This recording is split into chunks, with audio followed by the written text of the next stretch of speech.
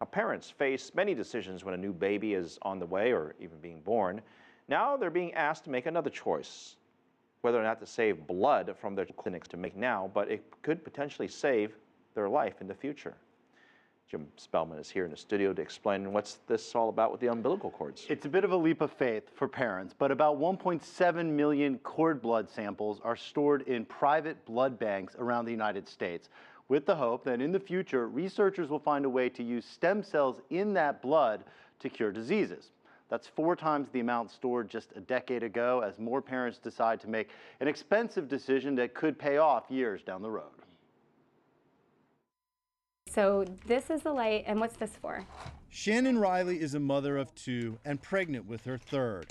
She wants the best for her kids, so she is considering banking her new baby's umbilical cord blood, a relatively new procedure that stores a small amount of blood with the hope that in the future, stem cells from the blood may cure diseases.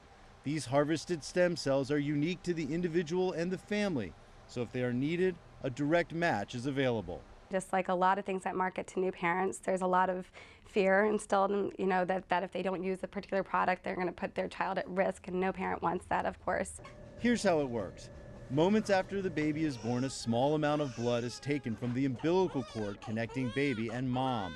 This blood is shipped to a facility like this, where technicians extract stem cells from the blood and then freeze them at hyper-low temperatures. Robert Preddy is Chief Scientific Officer at NeoStem, a company that processes and banks umbilical cord blood at a facility outside New York City.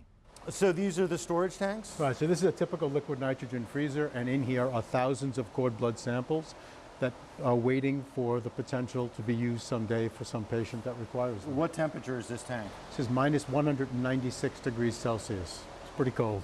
Scientists hope that in the future they will be able to modify the genetic material in the stem cells and inject them back into the donor, where they would help the child's body regenerate cells or even grow new healthy organs. But these therapies don't yet exist, so parents are gambling. And every day scientists and doctors are looking at different therapies that may be able to be treated by using cord blood stem. So what people really are looking for now is an option to say, if I store these cells now and someday want to sell $1 a year. In the end, Shannon Riley has decided not to bank her new baby's cord blood. I think that there are families who choose to do it who have an extra couple $1,000 laying around, and fabulous. But for my own family, the decision was more, it was more important to us to save for other kinds of things that we were hoping would be more probable. But she will continue to Private cord blood banks in the United States. The industry is only loosely regulated, and there have been cases of samples being lost or contaminated, and there are always fears that a power outage or natural disaster could cause the tanks to malfunction and ruin the samples. NeoStem, the company we profiled, has a backup system that it says can keep samples frozen for 5 or 6 days. They did that during Superstorm Sandy, Phil. All right. Fascinating story, but it doesn't.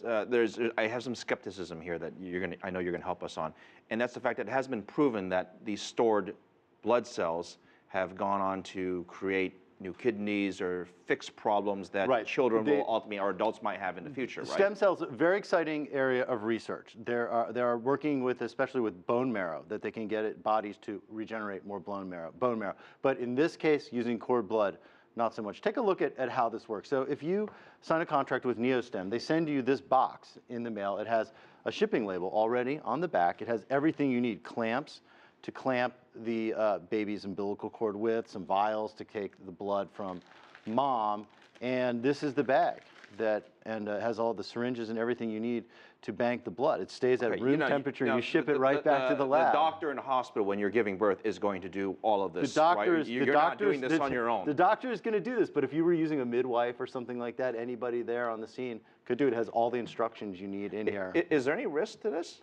There's really not much risk to this at all. Generally speaking, the umbilical cord is cut off and it's not safe. So there's not risk. That's one of the attractions of it.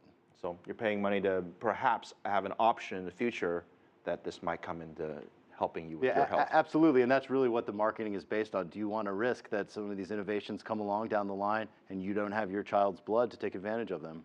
It's a fascinating development in the world of healthcare and stem cell research. Jim Spellman, thank you very much.